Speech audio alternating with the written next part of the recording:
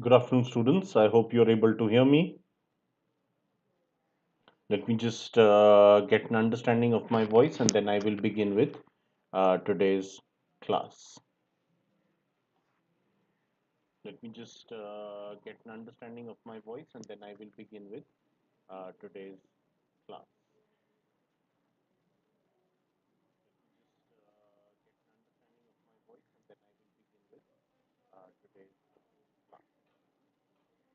Yeah, I think I am able to hear myself. So, on that note, let me begin.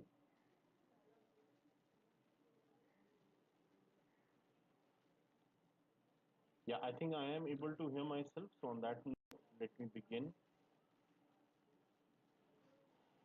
Okay, so first of all, I need to introduce you guys to.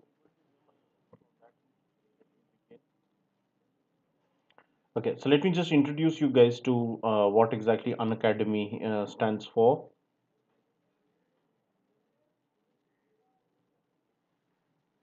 So this is welcome everybody to unacademy.com. We are India's largest online learning platform, catering to all kinds of educational needs. We are catering to school studies, but also to the various entrance examinations in topics such as engineering, medical, bank PO, SSC, law, etc.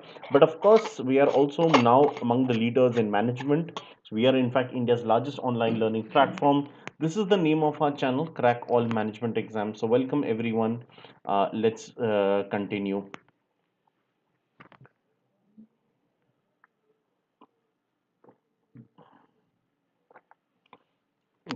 This is a brief profile of myself. My name is Aritro Dasgupta, and I've been with Unacademy for a couple of months now. So I'm sure you guys have gone through my sessions on a regular basis. Today, by the way, I'm back with the newspaper session.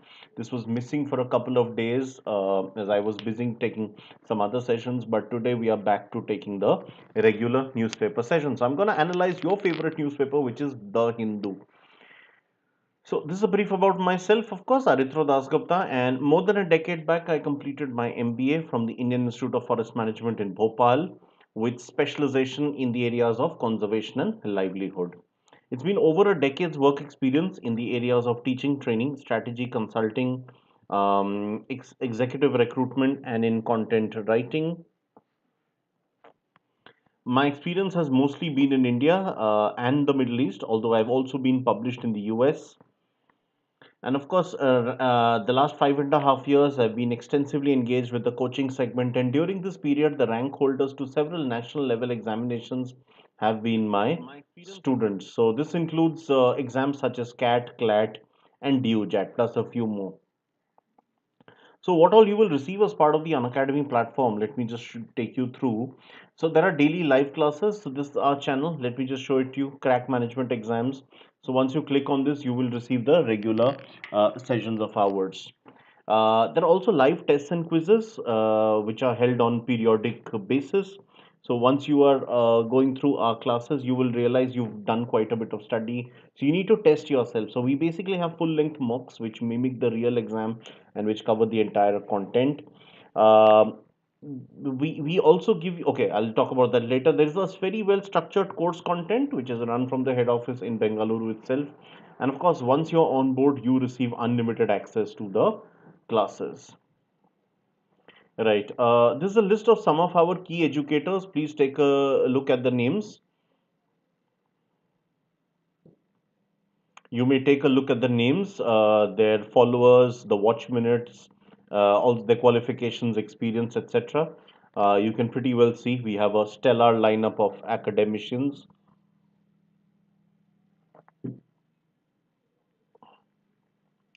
Right. Meanwhile, this is a list of some how you receive notifications. This is merely a sample, but just to show you how you receive notifications for the different classes.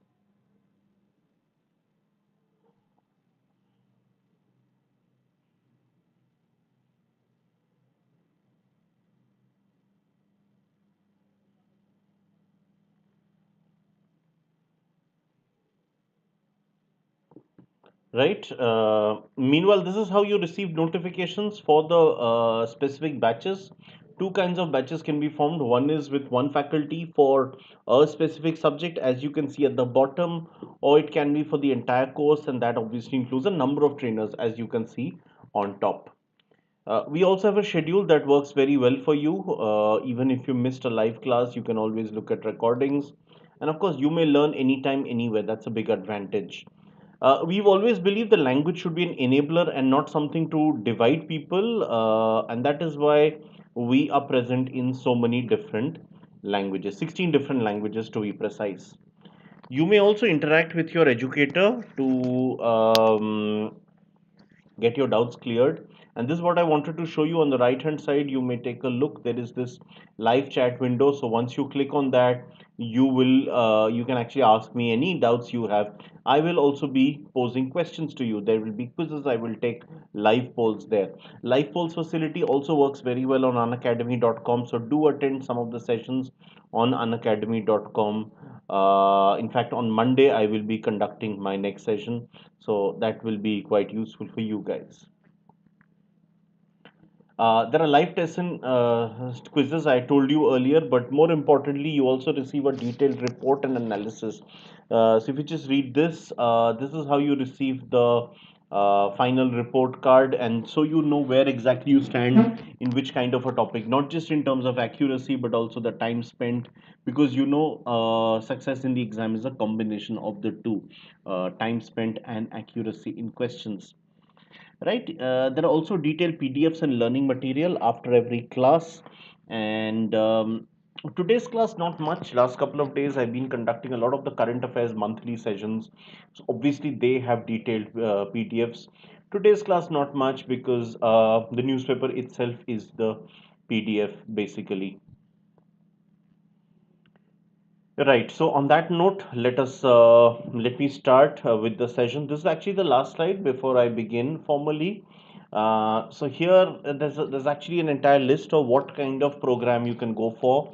This is my code at the bottom. Please take a look. AD09. Do make use of this whenever you are enrolling, because you will receive 100. You'll receive a 10% reduction in the rates. I think the rates have revised a bit. I will just get back to you with the latest rates. But even then, it remains very much reasonable. You will see that the long term courses are far more beneficial to you guys than the short term courses. So do go ahead with the long term ones. Right, just take a look at each line, because that's important for you to understand.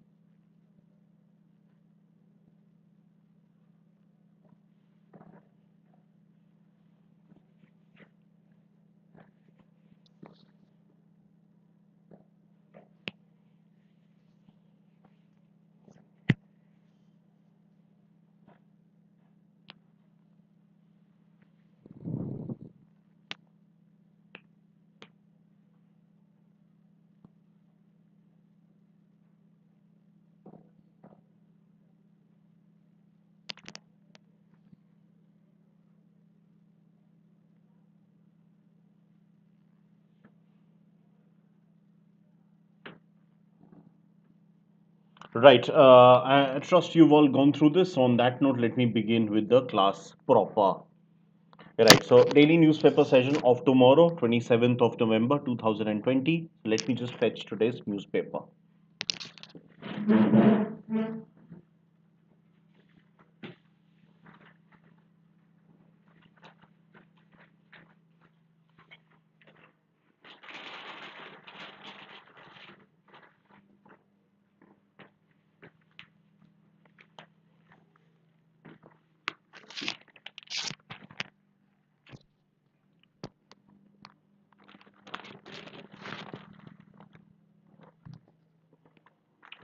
Right. Let's take a look. So, this is the newspaper. As you can see, your favorite one for the entrance examinations, that is the Hindu newspaper. So, let's begin. The first topic, which is of utmost importance, is the terrible damage which has taken place in South India, in the states of Tamil Nadu, state of Tamil Nadu, and the Union Territory of Puducherry, primarily because of this cyclone which has ravaged the state. A couple of months back, we saw this terrible cyclone Amphan, which hit West Bengal, also Bangladesh and parts of Odisha. This year, likewise, we've seen a lot of tragedy. Right now, we've seen a lot of tragedy befall the state of um Tamil Nadu. Why do these cyclones occur? Again, we can probably discuss some other day due to various climatic factors. Who gives the names? That is an interesting thing. I'm going to come to that in a while. This storm has been named Nivar.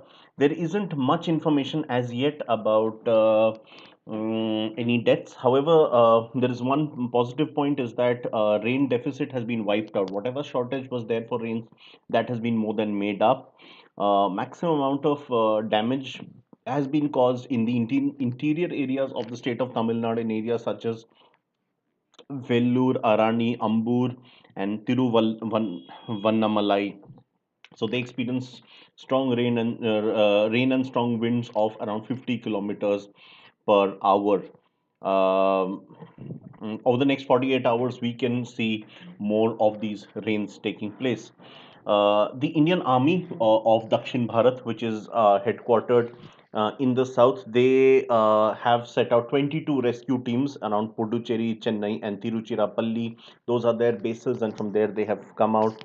Karaikal has also been heavily bombarded. Karaikal is within the boundary of Tamil Nadu, although it is technically a part of Puducherry, the Union Territory, as it was a former French colony. Even places such as Chidambaram and Kadalur have suffered heavily. Within Chennai, the districts of Nungambakkam and Punamali, as well as Taramani, they have been among the heaviest sufferers. So the Deputy Director General of Meteorology in Chennai, Mr. S. Balachandran, he has spoken out about the 11% rainfall deficit which was in this season in Tamil Nadu. This has actually now gone up to an excess of 36% thanks to this one-off event. So you can understand how severe have the effects been. There are several teams of the NDRF, and which is the National Disaster Response Force, and also SDRF, which is the state body for the same, which are working on this thing. Several columns are working off the Bay of Bengal. You will notice that most of these cyclones, they all occur on the Bay of Bengal, not much on the Indian Ocean or the Arabian Sea. In fact, there is a group of 8 countries which, okay, I'm going to give you the naming rights. How does the naming take place? Cyclones are named by a group of 8 countries along the Indian Ocean on rotational basis. So एक बार अगर मैंने name किया, अगली बार the other country will, and then the third country will, and so on and so forth until all the 8 countries are done, and then again country number one will restart from the beginning. There are lots of these farmer movements which are taking place, farmer protests in Delhi, Haryana, in Haryana, Punjab, and Uttar Pradesh.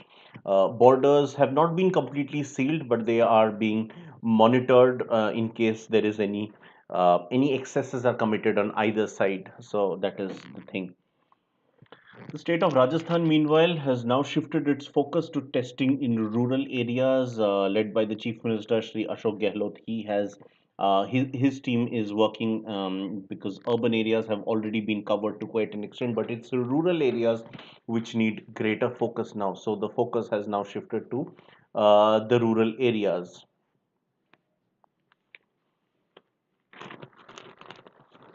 Right. The Prime Minister of India, Sri Narendra Modi, he has pitched for this scheme of one nation, one election. The idea being that there should be a single election, or same window for the country and all the states. Apparently, as per his views, this will lead to uh, fewer elections. So many elections happening means that they hamper the development process. Right. There is also this news from the health ministry on the first wave of vaccinations. Whenever a vaccine is available now, with various developments from companies such as Pfizer, AstraZeneca, and Moderna, the hope is that by the spring of 2021, we will have India, the world will have a proper vaccination. So the first wave will cover about a fourth of the population, little less than that, at around 30 crore people to be covered. This has been confirmed by Dr. K. Vijayaraghavan, who is the principal scientific advisor to the government of India. There is also a national vaccine committee which has been formed, which is headed by Shri V.K. Paul. They are also suggesting that team is also suggesting that March to May is likely to be the first wave, which will have 30 crore, 30 crore people benefiting. The High Court of Delhi has addressed the government in Delhi to perhaps take a call on the night curfew. Um, Night curfew is something which is being proposed. The High Court is not asking Delhi government to do it, but it is suggesting that maybe this could be taken up. This could have a positive impact. Right, there was the tragic death of Sri Ahmed Patel a couple of days back. Ahmed Patel, one of the most senior functionaries of the Congress party, was considered the right-hand man of Miss Sonia Gandhi, Srimati Sonia Gandhi, and so there is much tragedy within the Congress, who actually lost two great leaders. One was Mr. Ahmed Patel, and also extremely popular leader from Assam, Sri Tarun Gogoi, who was, I think, three times chief minister of the state of Assam. Yeah, so all these protests I was talking to you about, these farmers' protests, they have also been joined by labor groups. So trade unions have joined them. So that includes the Rashtriya Kisan Mahasangh, also the All India Kisan Sangharsh Committee, various factions of the Bharatiya Kisan Union. They are obviously one group, but they have been joined by various labor union, trade unions as well. Moving on to some of the local pages, the travel could be restricted. Even the Delhi Metro could see restrictions. It has just started functioning sometime back, but sometime back fully. But there could be further stoppages to this project.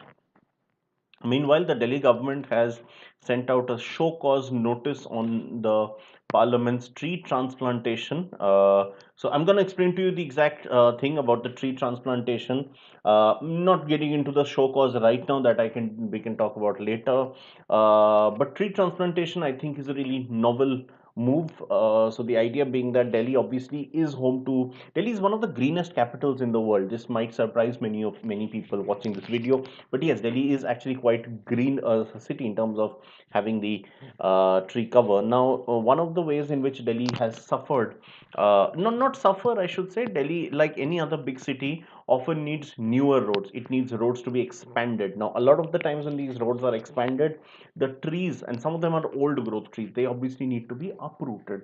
So when this uprooting takes place, one of the things that happens is obviously these trees get destroyed, but now as per this tree transplantation policy, instead of uprooting these trees completely, they could actually be transplanted to another region. So they don't need to be cut, merely uprooted, but to be transported to another area within a certain span of time, so that these trees do not die. Now with smaller plants and trees and bushes, it's common, but when it's really large trees, it's a very complex process, which is why there are a lot of steps which are being taken. Delhi has become the first state to follow this policy for the large trees. So let us see how this works. The CPWD, or the Central Public Works Department, has been drafted in to ensure this takes place.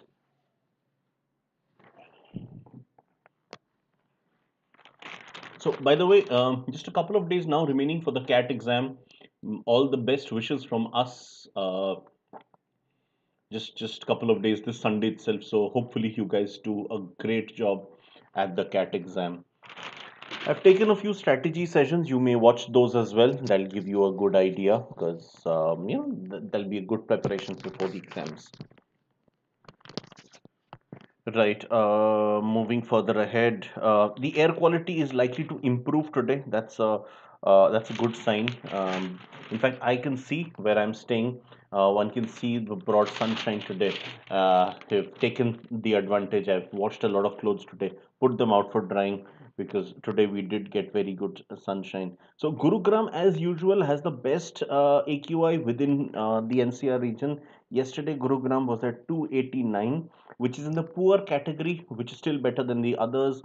Delhi, Ghaziabad, Noida, and Faridabad, they all come under very poor category, which is still better than severe. They were severe a couple of days back, so there's some sort of improvement. Greater Noida is also at poor category, just like Gurugram, but it's at 296, so it's on the borderline. Gurugram slightly better at 289.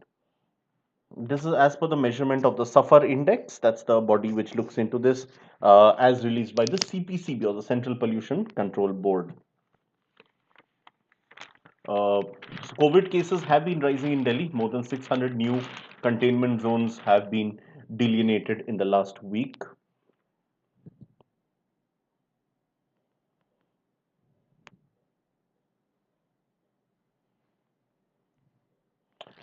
There is another election set to be held. We had a spate of elections at the states and also the bypolls, but now we'll be having the tribal council elections in the state of Mizoram. It'll be the second tribal council after 2019. June was the last one held. So the BJP is contesting on its own. It is not partnering with its India partner MNF, or Mizo National Front. The BJP is quite confident that uh, it will have success this time.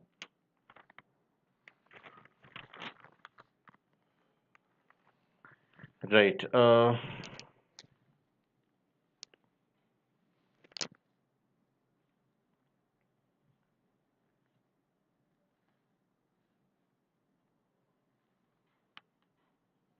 The There's a unique innovate initiative taken up by the municipal department of Navi Mumbai, which is the Navi Mumbai Municipal Corporation. They've actually converted two of the buses, Navi Mumbai, buses, into mobile toilets. So that's rather interesting. These are scrap buses.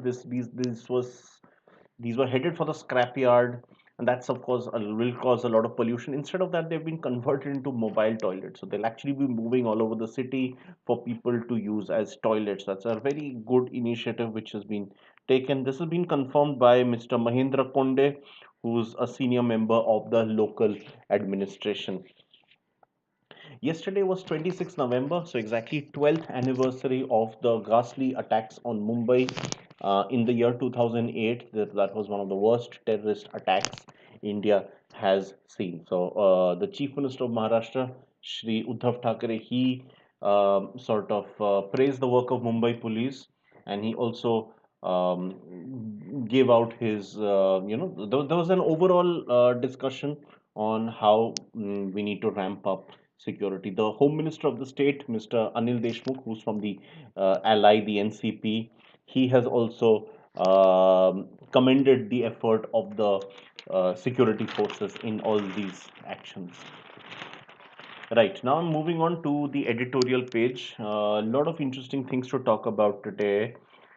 There's actually a debate, a two-sided debate on tougher laws. So the question being posed on this page is, are tougher laws the answer to check online abuse? Some of you may have noticed that there is a lot of online abuse these days, trolls, and in fact, many people, many organizations, they even employ an army of trolls whose only job the whole day is to actually criticize. So this has been as part of the government of Kerala has recently come up with a very severe law against the shall we say, against online abuse. So there are two ways of looking at this. One group which says yes, tougher laws are needed. Right now, the laws aren't tough enough. That's why we see so many crimes happening. The other side feels that there are existing laws. It's just that their implementation is bad. Just having tougher laws, in fact, gives greater power to the police and the other agencies. And it simply leads to more amount of confusion rather than any real solving. So there are two sides, as I said. One is Miss Vrinda Bhandari. She's a litigating lawyer in Delhi. Uh, she works for the Internet Freedom Foundation and specializes in the field of digital rights, technology, and privacy. The other person is Mr. Rishabh Bailey. He's also a lawyer working with the National Institute of Public Finance and Policy in Delhi. He works on issues such as data governance, privacy and surveillance, online content regulation, and of course, intermediary liability. So the two of them have a jolly good discussion on this particular aspect.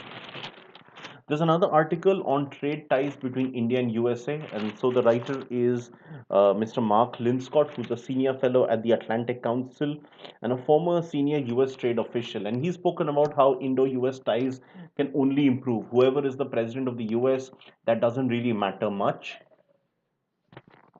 So even though Joe Biden is set to take over from Donald Trump, uh, it's not going to change anything. If anything, things will only improve. But it may not be very easy. There are various loopholes in this.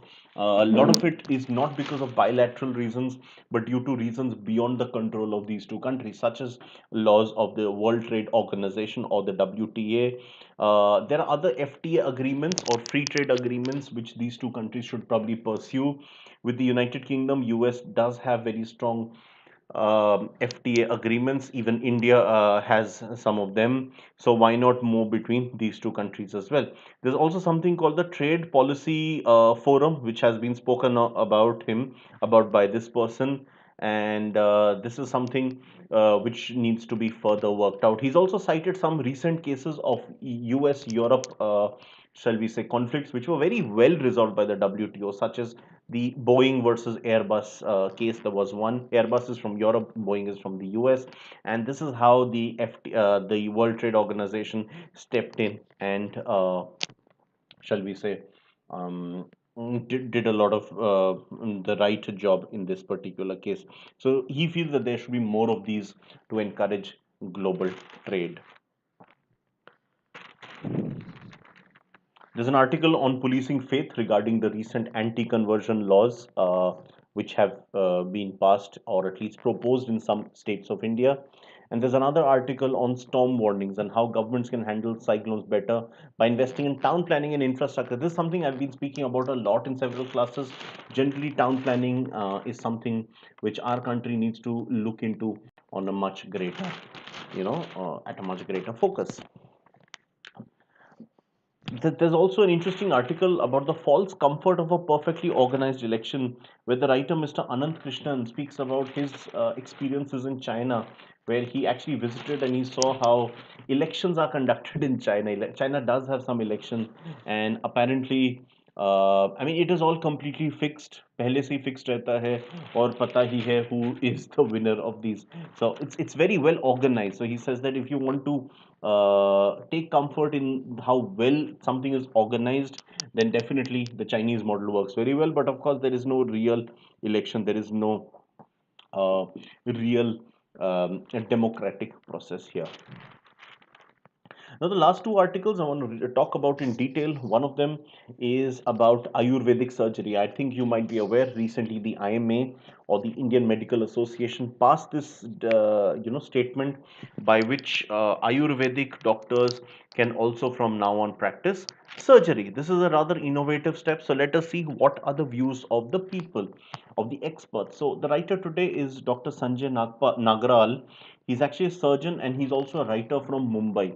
So he's speaking about how okay, so Ayurveda is actually a very old system. It may not be 100% a science. I mean, if you go by the way science is defined today, but it was thousands of years back with a lot of knowledge. It came up, right? And he actually mentions the writings of Sushrut. Sushrut was somebody who was the first to define surgery at a time when the rest of the world was unaware of the same.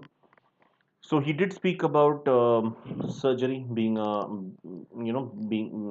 and how it was to be done. He was the first man on earth to perform these, at least in terms of recorded history. and there's a lot of science which did get involved over the next thousands of years. Of course, there was periodic usage, there was periodic non-usage. Finally, we fast forward to 1947, the year of independence. So after independence, there was a lot of debate and a lot of confusion what kind of medical practices should we adopt and what should we encourage.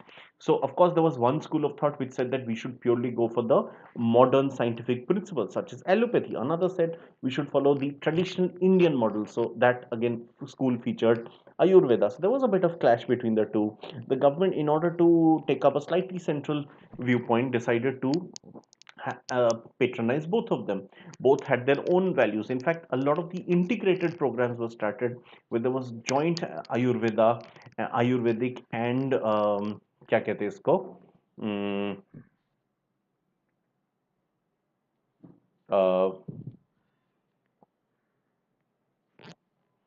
uh, allopathy, Ayurveda and allopathy combination. They did not, however, work out much because both sides of the divide was very keen to assert its own dominance. The allopathy camp did not look at Ayurveda as science enough.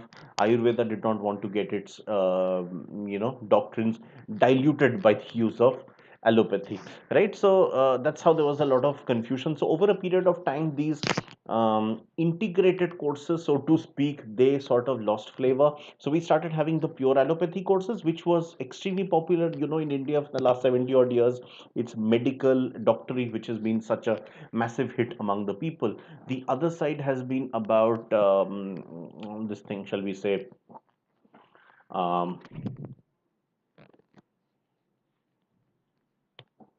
Uh, the other side is Ayurveda. So there are degrees available for both of them.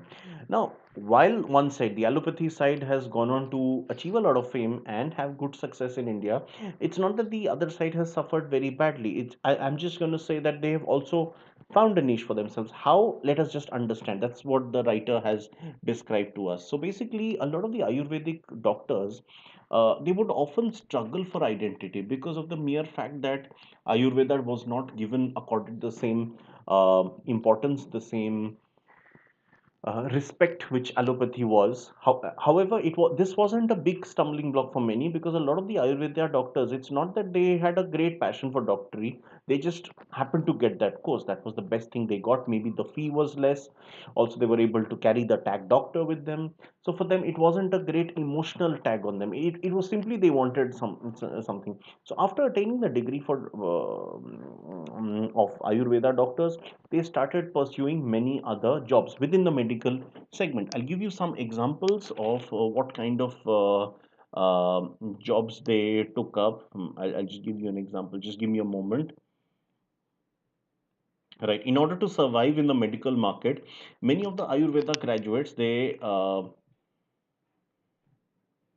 entered general practice. Right. I'm going to read out exactly from here because that's be easier for you. Several of them went to work in rural and underserved areas. Very important because in India, more than the quality of, I mean, of course, quality is important, quality of medical care, but you need availability and access. And we have large parts of India which are completely underserved by the formal medical practice. That's where a lot of these people have put in, have sort of closed the gap. Let's take a look further. Now he illustrates an example of a place called Chiplun, a coastal area in on the Konkan region, where all the surgical jobs were already carried out by those who were qualified in Ayurveda. Even the nurses were trained in Ayurveda. Mm, yeah, so in fact, he's given us a very good line. In healthcare, availability is often more important than quality, specialization, and such extravagant ideas. Right. So many of them became resident doctors, intensive care duty doctors, and operation theater assistant surgeons. Uh, they picked up skills over a period of time. They were diligent. Um, Also, one big advantage they had is once you are an Ayurveda doctor, graduate, that's it. You don't have to do many more studies. Whereas when it came to allopathy, doctors constantly had to prepare for the next exam and the next exam and the next exam. So many steps are there for the MBBS route. So that is something they were less distracted by. So they continued serving very well in these fields, such as all these professions which I told you about: intensive care duty, resident doctors, operation theatre assistant surgeons. Right. Many of them started learning in the ECMO field, which is the extracorporeal membrane oxygenation. And in fact, during COVID-19, already it's not something which is after this system was started. Many of them had been working in Ayurveda for quite some time. Right, so there was this identity crisis, but this has largely been resolved through these means. However, the writer also says that we should not go too emotional about this. That while traditionally there was this Shar Sutra method, he says that's probably the only method of surgery that he is well aware of. There have been many new diseases, like the novel coronavirus being one, but several more diseases which have cropped up in the last couple of decades, last couple of centuries, which the traditional Ayurvedic practice may not be able to answer. In fact, he says that any surgeon should have done several, chota mota operations until you trust that person to do something really big. So that is where he says we need to be a little bit more cautious, but there's a silver lining. He's spoken overall not just Ayurveda but about the entire Ayush framework, which includes Unani, yoga, Siddha, and homeopathy, and how the government should treat this as a priority area, as this will sort of reduce the gap between the availability and not availability.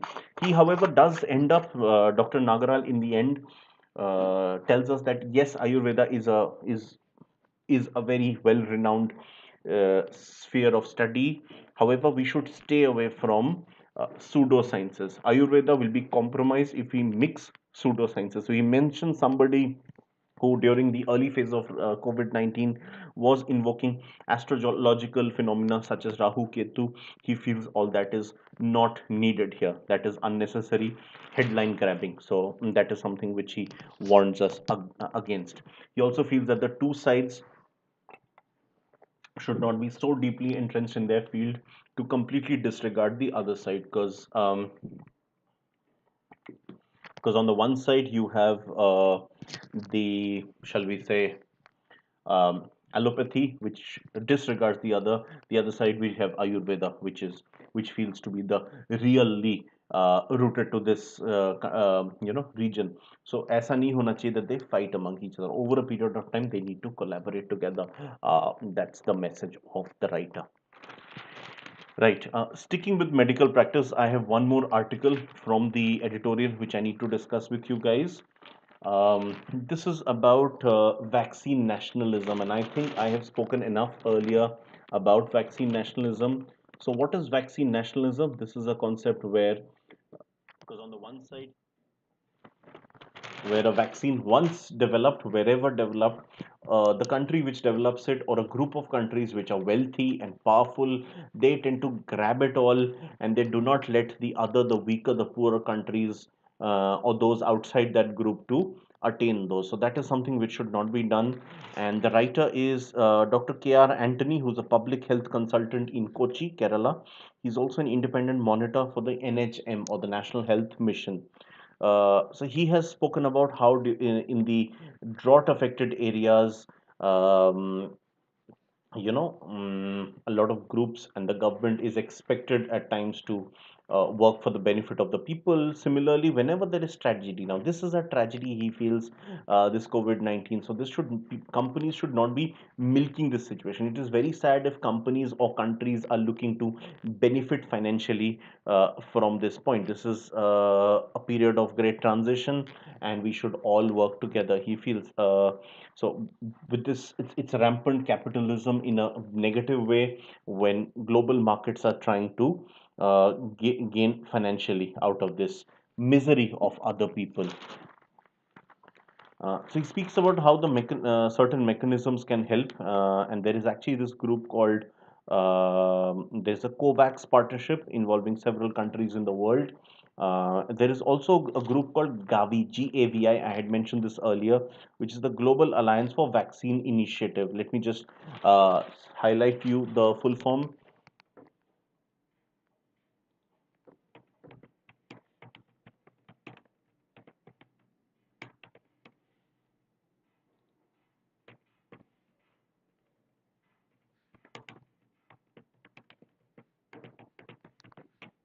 right? So just note this down. Other people. Yeah, I'll just get the paper. Give me a moment.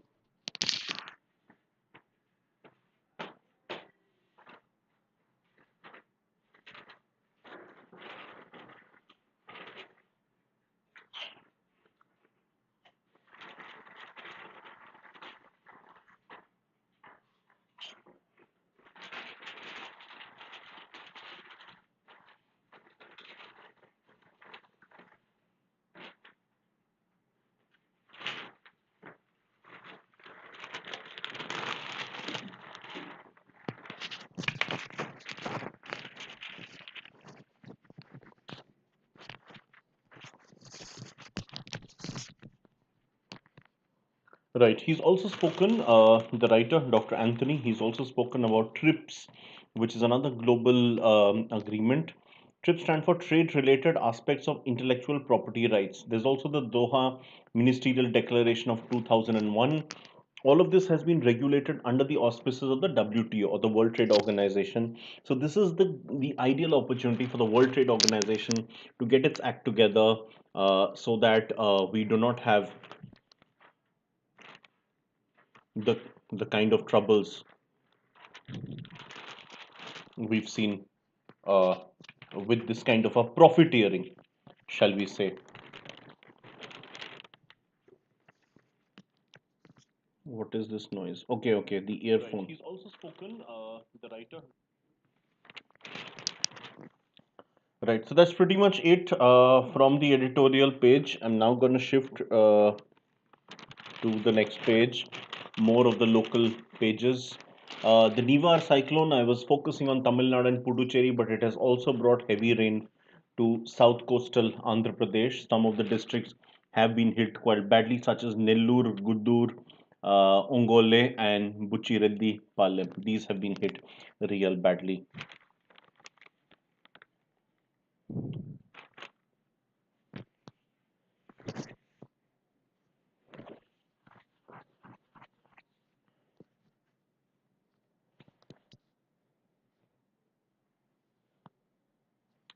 The lower positivity trends in Karnataka continues. The state of Kerala has declared a two-day mourning for football legend Diego Armando Maradona. I was coming to his case couple in a while, but this it has cropped in. He passed away yesterday, one of the day before yesterday, one of the greatest footballers ever. I'll talk more about him, but of course, right now I want to talk about Kerala and how the state Kerala is especially connected because of Kerala, West Bengal, the Goa. These have been the traditional footballing hubs. That is why there is a lot of connect that these states feel for Diego Maradona. More pilgrims will now be allowed inside the Sabrimala temple. Slowly and steadily, things are opening up. The present limit is 1,000 a day, so that will be increased a bit. A new study chair is to be set up in the state of Karnataka. It's a university in Mysuru, which is the University of Mysore. So that will be in the name of S.P. Balasubramaniam, the legendary singer, playback singer. So unke naam pe a new study chair will be set up. Noted Kannada writer Mr. Shantapa Sharanappa Devaraya. He's a writer, theatre personality, and folk art scholar, as well as a lexiconographer. He has passed away.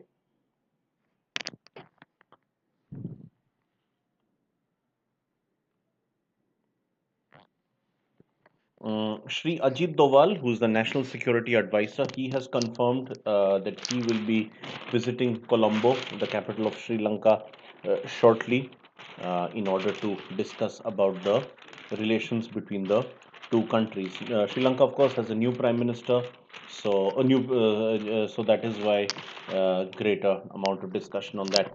Another neighboring country where India is sending a team is Nepal. So India's foreign secretary, who is the highest bureaucrat in the external affairs ministry, his name is Sri Harshvardhan Shringla. He has already reached Nepal, Kathmandu, the capital, and he is said to have talks with his Nepali counterpart, the foreign minister of Nepal, Mr. Bharat Raj Podial. Who will be representing the Nepali leadership. This is to sort out any of the um, troubles the two countries have had regarding the borders, such as the Kalapani dispute, around um the Lipulek Pass, those kind of issues. Sri Lalu Prasad Yadav has suffered some health issues, so he has been shifted the to a hospital in Ranchi.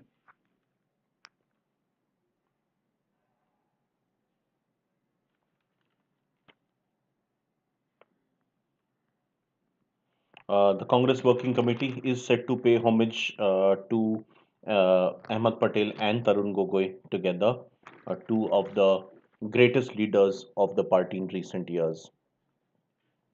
The Prime Minister of India has also spoken out about a $20 billion potential in the renewable energy sector. He has also confirmed how he's in fact invited investors, both Indian and foreign, to invest on renewable energy projects. He's also confirmed that India is presently the fourth largest producer of renewable energy. But we do have the capacity to be number one in a couple of years, especially in solar and also in wind, water, and a few other areas. We do have a lot of potential, Mr. Modi has confirmed. He's also set to visit the Serum Institute in Pune to gauge the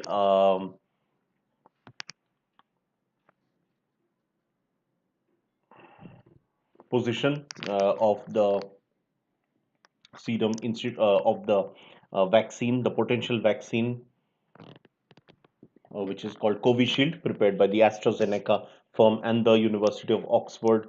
So that is said to be his, discussion. Most of the cases in India, if you see the last 24 hours, 60% of the cases have emerged only from six states, which is Delhi, Maharashtra, Uttar Pradesh, West Bengal, Kerala, and Rajasthan. These six states account for 60% of the cases.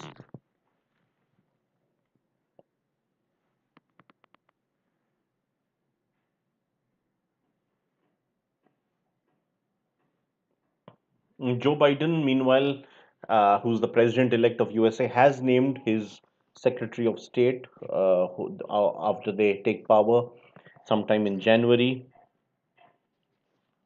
In Ethiopia, I had told you about this impending civil war which is taking place in Ethiopia. So there's this region called Tigray which is proving to be rebellious and wants to perhaps separate. So the president of Ethiopia, Mr. Abiy Ahmed, Prime Minister rather, he has asked his troops to move into the capital of the Tigray region.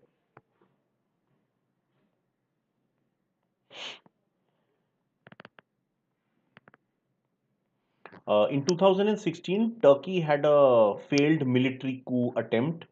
That was in the capital of Ankara, of course, to dislodge Recep Tayyip Erdogan, the leader of Turkey. So, over 300 people who have been accused of that coup attempt, they have been served a life imprisonment.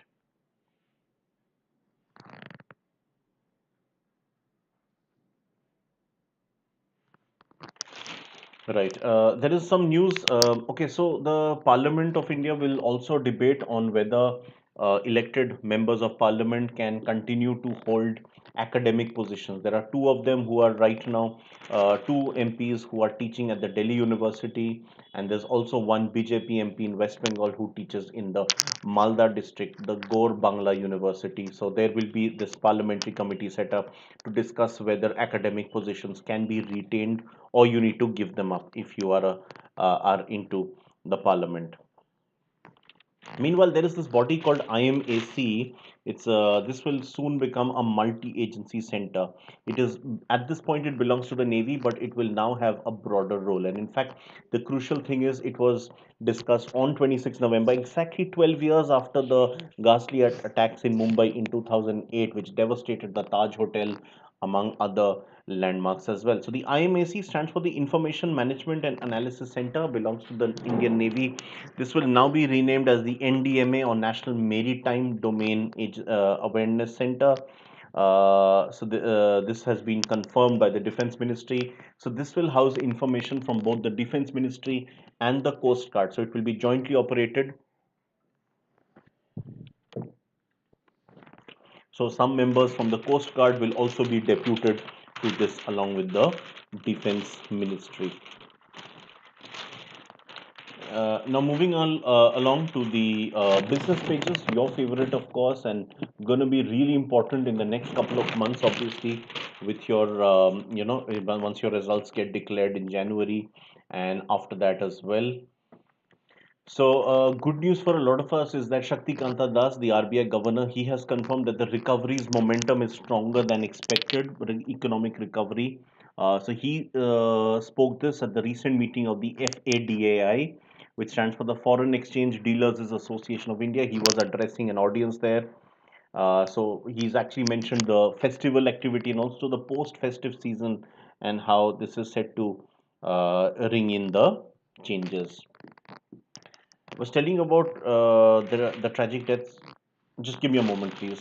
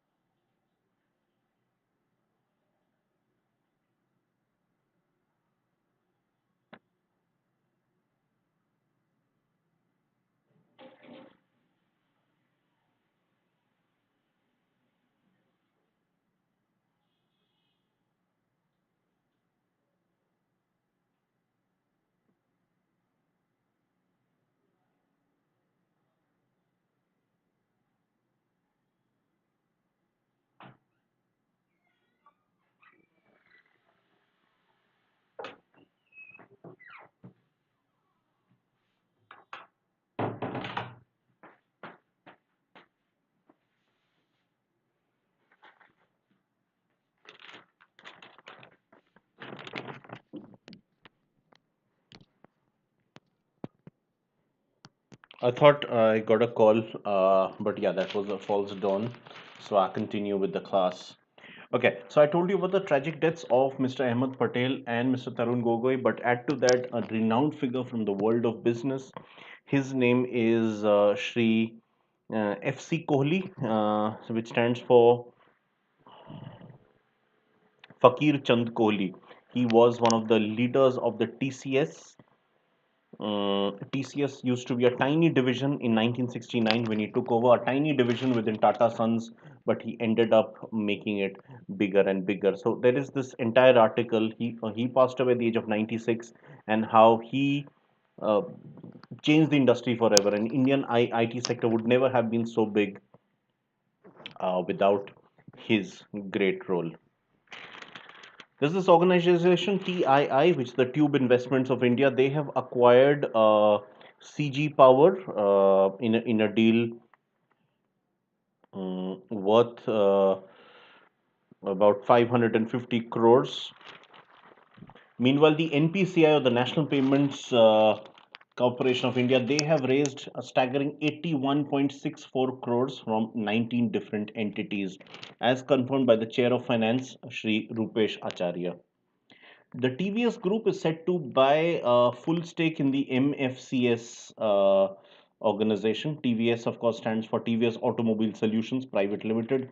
They're set to acquire the Mahindra First Choice Services Limited. Also, its subsidiary, the Auto Digitech Private Limited, or the ADPL. This is through a share swap deal, as is being planned. I've been telling you for a while about the lack of agreement between Amazon and Future Group.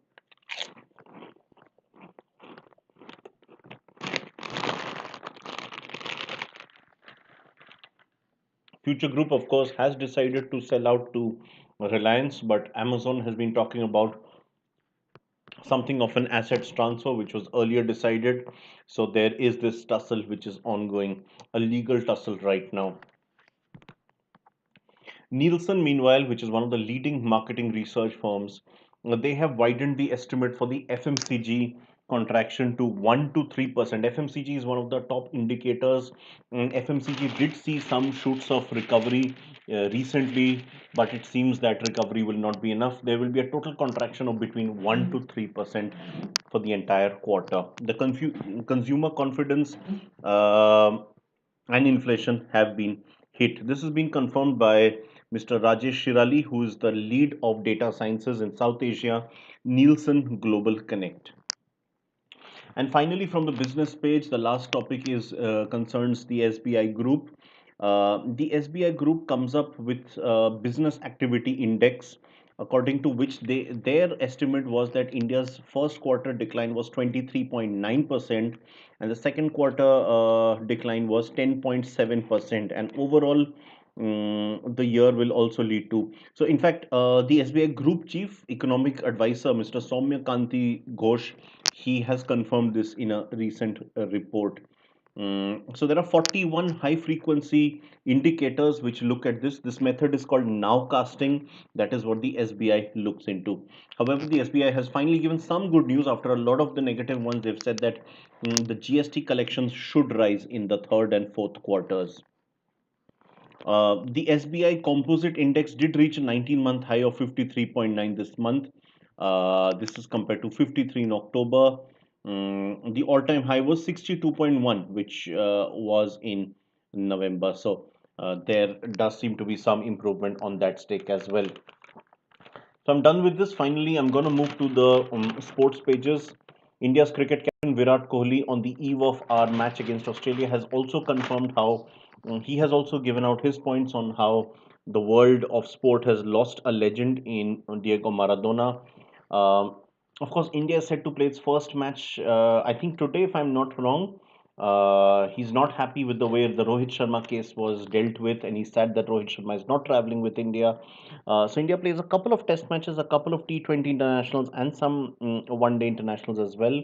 First up are the ODIs and the T20s before the test matches begin. One of them is the most awaited 26th December, Boxing Day, a very important day in the English speaking world. So, the Boxing Day, there's an annual test match in Melbourne this year too. Crowds will be allowed in these matches. This is the first time that crowds will be allowed, although very few. The first test match in Brisbane will see a 25% capacity. Second in Melbourne will see 50%. Sydney will see a 75% capacity. And the last test match in Adelaide, once again, 50%. So that's how the crowds will be distributed. Likewise, in England, the government has confirmed that some fans can now restart moving in up to 4,000 capacity, 2,000 in the first this thing only in some of the southern areas of England, and in the north only in Liverpool. But over time, it will be 4,000 per stadium across the country. That's what has been confirmed in the United Kingdom. During India's tour, Ishan Sharma has now been ruled out of the one-day international series. Uh, so. Um,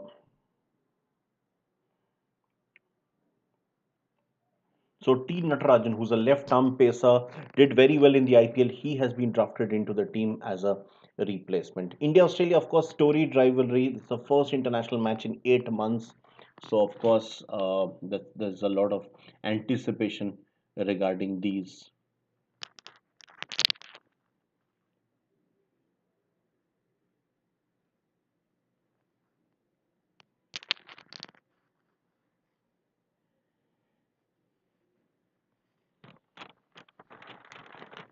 I'm coming to Maradona in a while. Today there's a very interesting game in football. In fact, probably the biggest rivalry in any sport within India, which is East Bengal versus Mohun Bagan. The two teams will have their first ever ISL match tonight against each other. For East Bengal, it will be overall the first match. Mohun Bagan has played one game earlier against the Kerala Blasters. So one of the great sporting rivalries on the subcontinent that will see its first ever ISL game. All this while they were in the I League, but now the I League and the ISL, of course, have been merged. I'm once again getting these.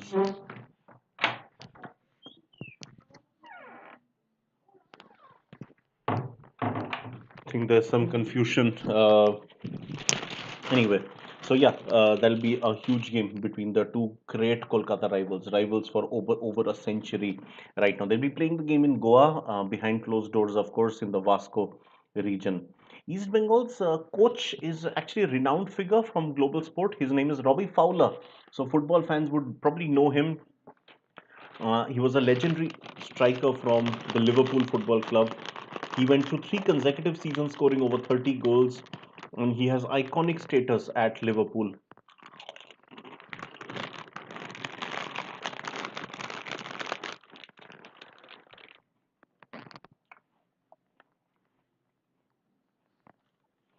He also played after Liverpool for Man City and for Leeds United. I mean, that suffice to say, he wouldn't be Mr. Popular among Manchester United fans. Having played for Man City, Liverpool, and Leeds, how worse can you be? He also had a stint in Australia, I think with Sydney. Right.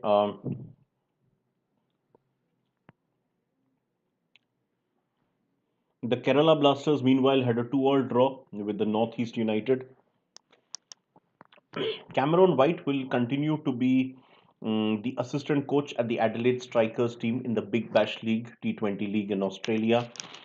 While Australian fast bowler Dwayne Pretorius, he has been ruled out for the upcoming home series against England. Just like Melbourne hosts an annual test match on Boxing Day, Johannesburg too hosts an annual test match on 26 December, Boxing Day. This year will be hosting England, of course. I did tell you about the fans to return to the English stadiums. Pakistan is on a tour to New Zealand for again a set of matches, but as many as six players from the Pakistani squad have tested positive for COVID-19. So the tour now hangs in the balance.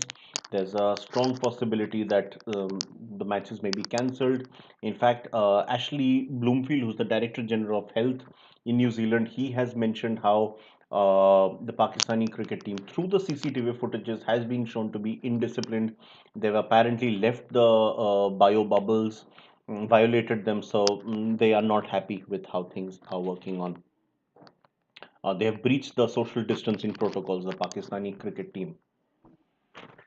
Coming to the UEFA Champions League, there were lots of Champions League matches last to last night. So let me just take you through with this. All the groups, the four groups that were involved. Spanish giants Atletico Madrid could only draw nil-nil with Russians Lokomotiv Moscow at home. Bayern Munich, though, eased to a 3-1 victory against Salzburg, for whom Berisha scored. But for Bayern, the likes of Robert Lewandowski, Kingsley Coman, and Leroy Sané, all three of them scoring a goal each. Robert Lewandowski is a top contender to receive the top FIFA awards this year. Let's just wait for that. In Group B, which is considered the group of death because it includes three of the big teams, Borussia Mönchengladbach defeated Shakhtar Donetsk 4-0 with a goal from Lars Stindl. He scored off a penalty. Swiss defender Nico Elvedi scored one. Another Swiss player, forward Breel Embolo, scored another, while the German midfielder Oscar Wendt scored the last one. Inter Milan, Italian giants, though, for the second consecutive year, are in the danger of being knocked out in the first round. I think it's third consecutive year, if I'm not wrong. So Inter Milan have lost 2-0 at home to Real Madrid. Eden Hazard scoring the first goal off a penalty. The second goal was an own goal by Ashraf Hakimi, who is a Moroccan fullback who is a former Real Madrid youth team product. He spent 2 years on loan at Borussia Dortmund, did extremely well, was expected to be back at Real Madrid, but Inter Milan came up with an offer. He joined Inter because at Real he would have to compete with Daniel Carvajal for a first team place. None of that is the problem in Inter, so he slots straight in. He scored, unfortunately for him, an own goal. Right.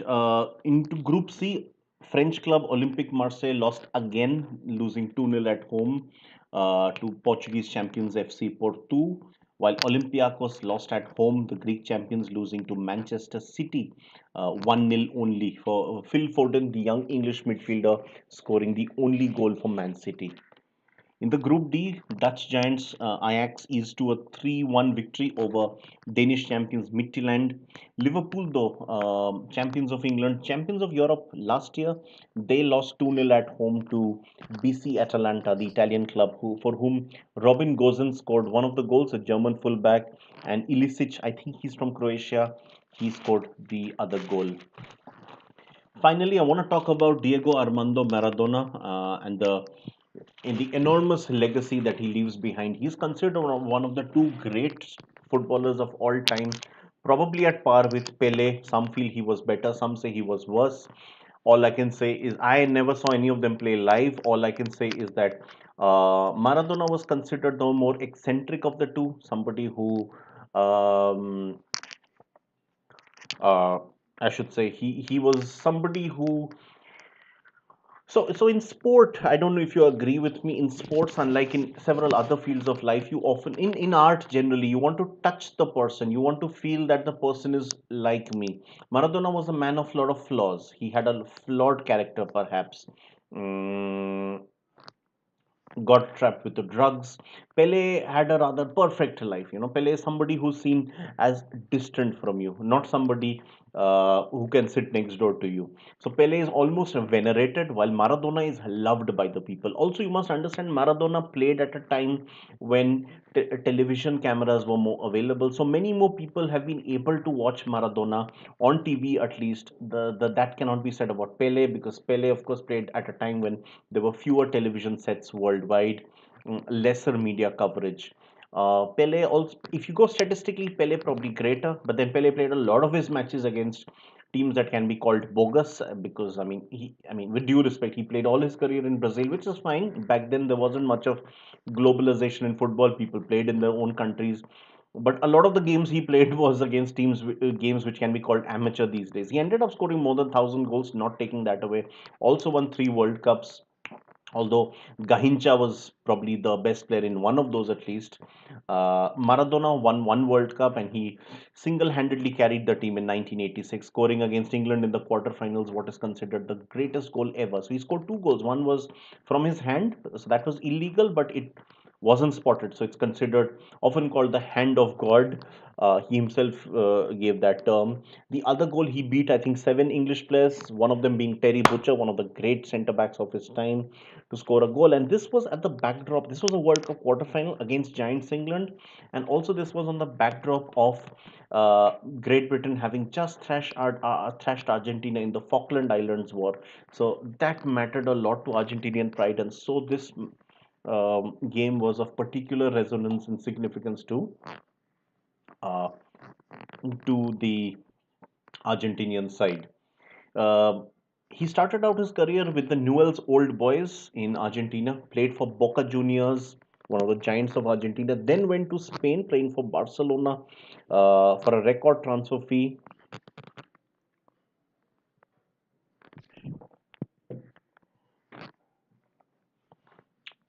But he lasted just one season each, both at Boca and at Barcelona.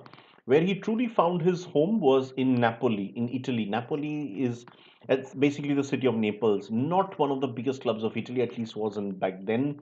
But he got an offer. There was a lot of money spent by one of the investors. He joined Napoli in 1985, spent a year, initially 1 year, which wasn't very successful. But after winning the World Cup in 86, after that, he really came into his own winning the Serie A in 1987. That was the first time in the history that Napoli won the Serie A.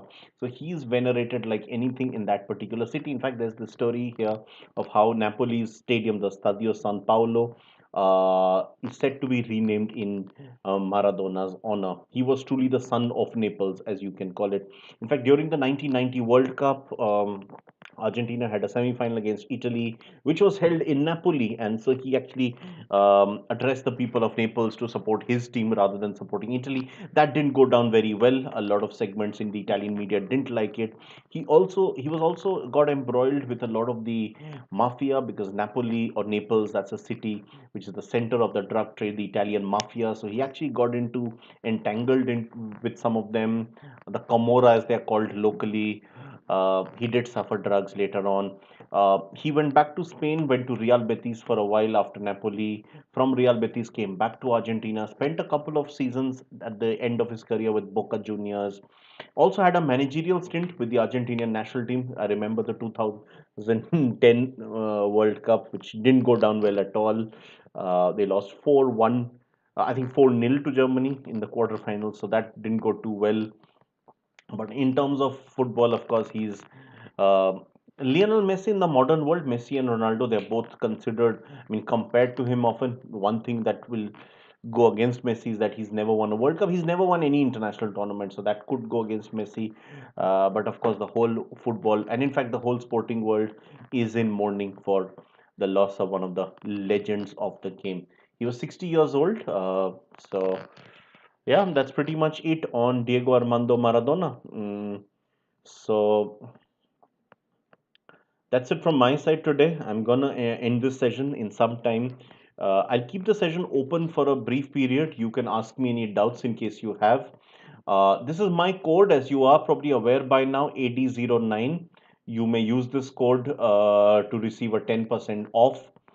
Do like my session, share it with your friends, comment on the comments box, and please do not forget to subscribe me on unacademy.com as well.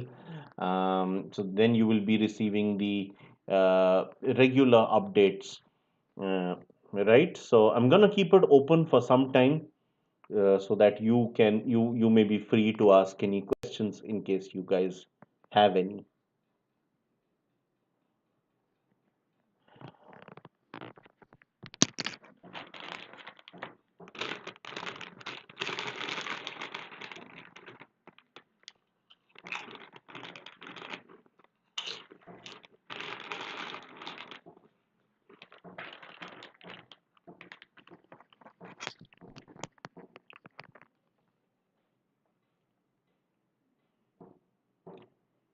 uh, Lionel Messi in the modern world, Messi and Ronaldo, they're both considered.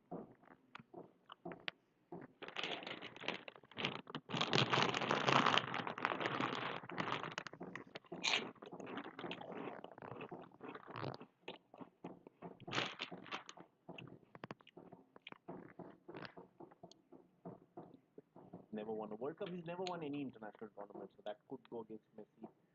But of course, the whole football, and in fact, the whole.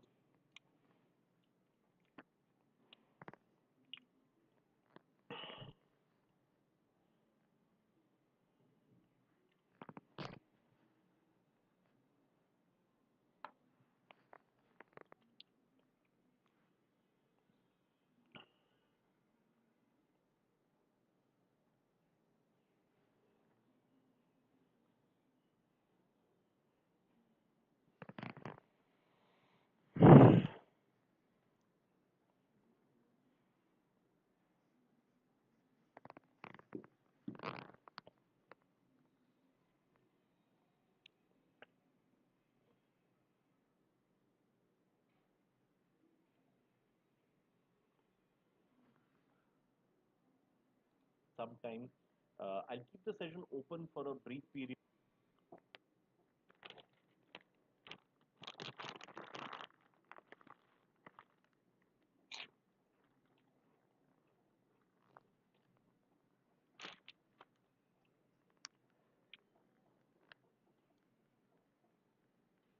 Never won a World Cup. He's never won any international tournament. That could go.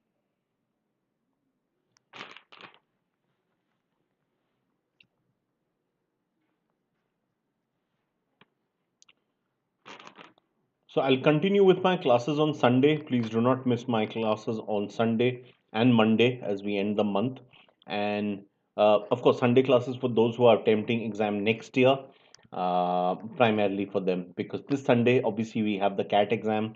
So this is my last class with the CAT exam this year, for all those who are going for it. So my best of wishes to all of you who are attending this year. Right, I'll sign off on that note. Thank you so much, guys.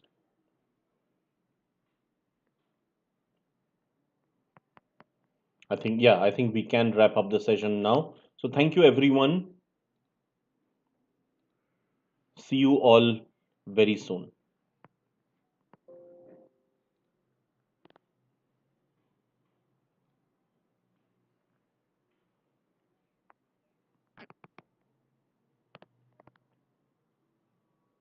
Right? Okay. Okay. See you all very soon. Thank you so much, guys.